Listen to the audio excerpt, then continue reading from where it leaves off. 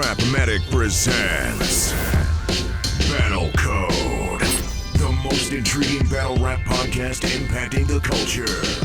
What's happening here? You now tuned in your boy Loaded. Let you know what's up when I'm rolling up, huh?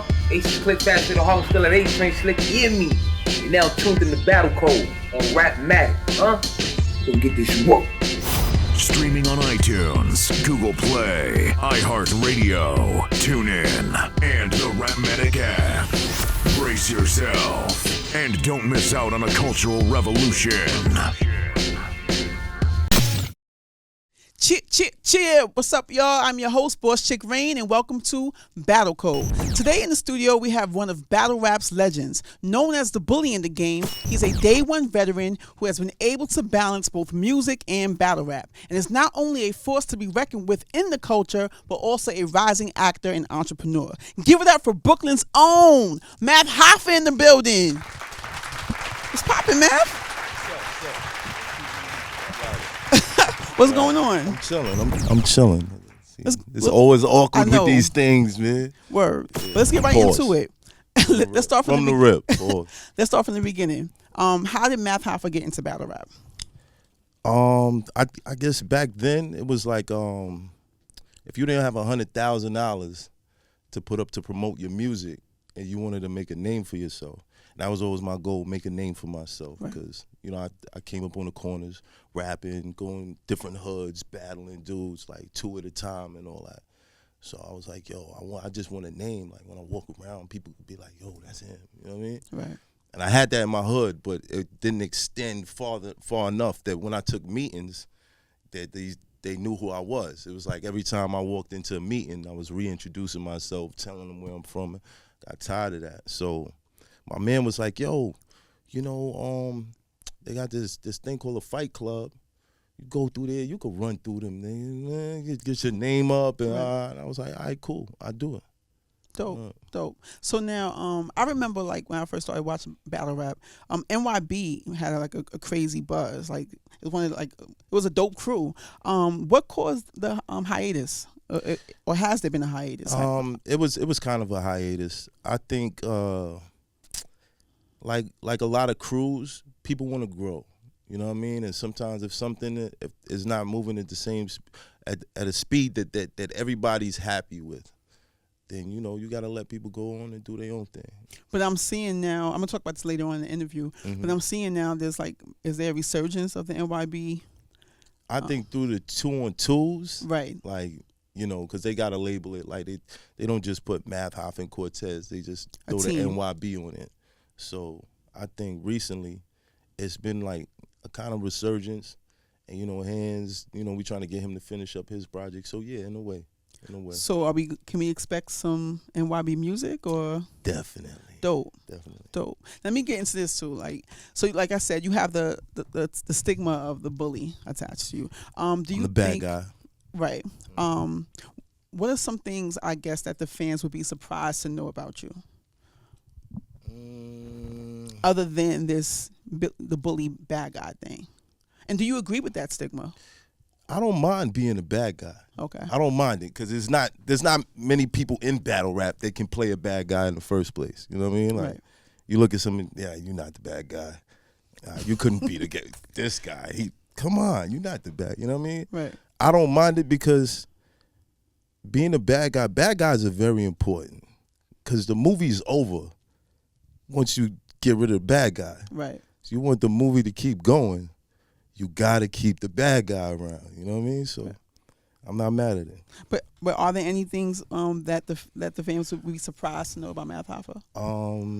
That maybe goes against that? Or do you I don't know. Keep that? Maybe I'm a good dad. Am I a good dad? Dope. All right, cool. That's what's up. That's what's up. That's what's up. He's your twin. Yeah. Let's get into this now. Your record. What would you say is your record out of all your battles? I win every battle. Math. I win every battle. Every I don't battle. care what nobody say. I win every battle. Okay, so we're gonna go through some battles then. Nah, we could do that. But just know my response is gonna be like you won. I got that. All right. I feel like it. All right. If we could go through it, but I would say any battle that anybody has an opinion of that might say that I lost, it wasn't more so that person beating me. It might have been that I beat myself. Okay. You know what I'm saying? Like I walked in there with like a day's prep or something like that. You know what I mean? But let's talk a more recent battle. Okay. You versus ShowOff. Overall, would you say weak or hard? I won. You won. Yeah. You won? I won. Math. I won. I don't care. I don't care. Now, would you say if the battle was good? Would you say it's a weak? No, I wouldn't say that because, like I said, I went into that battle with maybe like 2 days prep. Okay. So, I honestly, at the time, I didn't take it serious. I did, Okay. and I felt like I was playing with my blessing after that battle because I was like, yo, you know what? I don't even want to do battle rap. So I'm on stage with everybody, and they all trying to act tough with me and stuff like that, and I get tired of it because it's like, come on, man.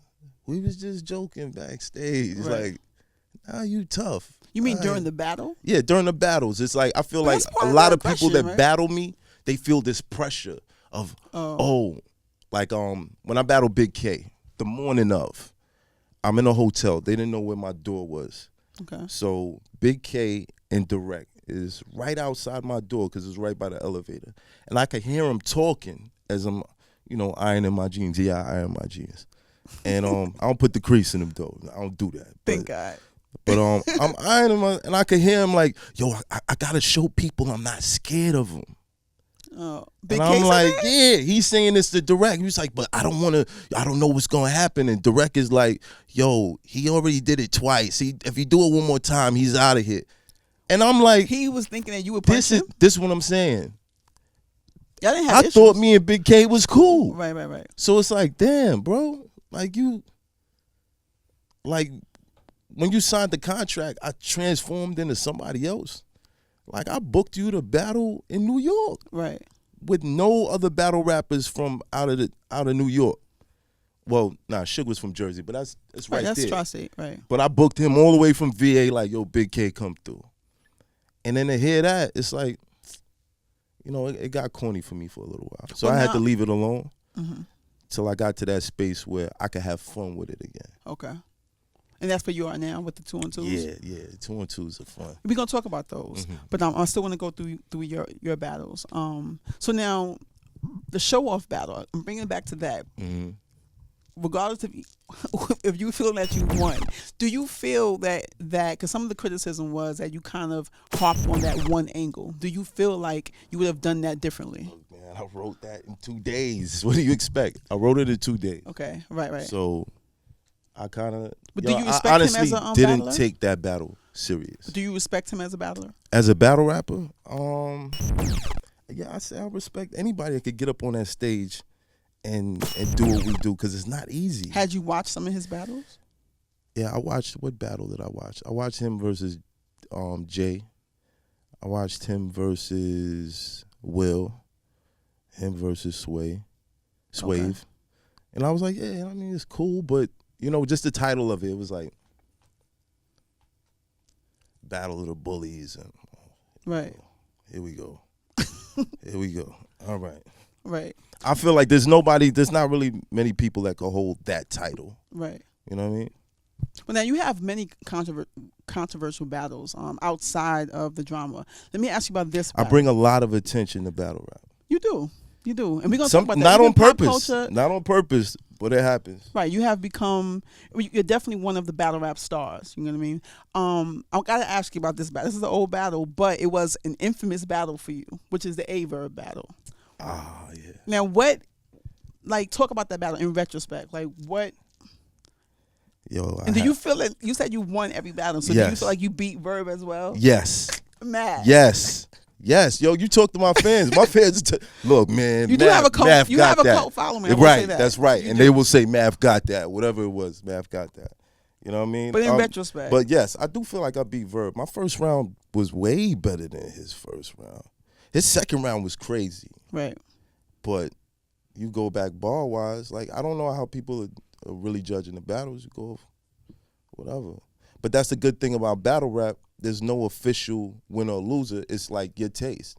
Like somebody could say, yo, I like Michelangelo. This person could be like, yo, well, I like whoever else. You know what I mean? Right. And there's no like, okay, he's better because he does it. No, they got different styles. So it's what it is. Okay, so we're still doing in retrospect. I gotta In ask you retrospect, about yes, I beat Verb. Okay. What's up? What's the up? fans out there. What's up? If Verb will get on, I respond get to him that. on the phone right now and be like, yo, you was scared after that first round? He's like, I ain't gonna lie, I was scared, yeah. He's not Right. gonna say that. He was scared. He said that I to would never be me. scared of any battle He said, rapper. no, but not scared. Like, Right. he heard what I came with. And he was like, like you scared to oh, lose. yeah. Oh, okay. So he had to turn up. I like that he turned up, but Right. I still feel like I got that. Okay. You know what? I say the deciding factor is whether you like the Biggie thing that I did or not. The people that like it say I won because I definitely got the first round. You always have dope content, but I just remember I haven't seen that battle in a while. But I just remember that being a controversial battle, for you. So that's why I pretty much was addressing it. So in retrospect, Serious Jones, where do you guys stand as of now? I guess on opposite sides of the room. Okay. Or It's in the ironed out? event and outside the event. I don't know. With me, I don't got a problem with dude. I just, I hear him like saying stuff here and there. And I just be like, whatever. To me, it's like I pretty much I know what's going on, so it doesn't bother me. I know what he's trying to do for people, what he has to do to kind of like save face. I think it's a little corny because we could just get past it already. The only thing I'm gonna ask about that is that I remember seeing something where you felt that the ban it wasn't fair. Do you really feel like? Yeah, I do feel like it was. It was like 3 years. It was like 3 years. It ended up being that. I don't think it was 3 years. It wasn't stipulated 3 years. I did a bid, fam. I did a but that bid wasn't for that. stipulated, was it? But it was 3. It was like 3 years. I did a bid for that. And that was corny. That was real corny. You think so, man? Yeah, because if you go on the channel, hold on. Because if you go on that same URL channel, you're gonna see a video up there with something else going down and a rematch, and it was fine then. It was fine, right? But I mean, you're someone that keeps it thorough, right? So I want to say this: you don't think the ban was necessary just to take accountability for what was done? No, that definitely. I would, but I just felt like 3 years was too much. But that wasn't stipulated, right? It ended up being that way. It wasn't like they sent you something saying it's a 3-year ban. I think Beasley actually looked up the time span that you could do for assault. Really? Really held his own little court. Like, you know what? They do 3 to 5 for this, so we're gonna give him 3 years. I'm gonna say this, right?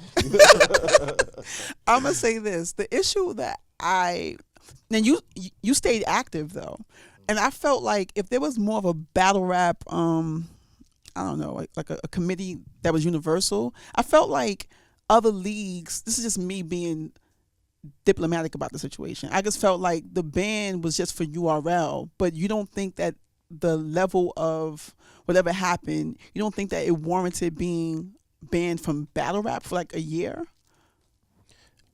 I mean, 3 years. I was basically banned for like a. Didn't you get booked? I thought you got booked from King of the Dot. No, I got booked. Was it a year? It was it was almost a year, but it was still a long span of time. Okay. The battle I had after that was like me versus K-Shine on I forget the name of the league in Atlanta on Beat. Oh. So it wasn't, like we had one acapella round. I smoked them, and that's online. That was it. I haven't that's seen online. that. Okay. Half Hour versus K-Shine. There's actually a iTunes track of the first 2 rounds because it was on Beat. Okay.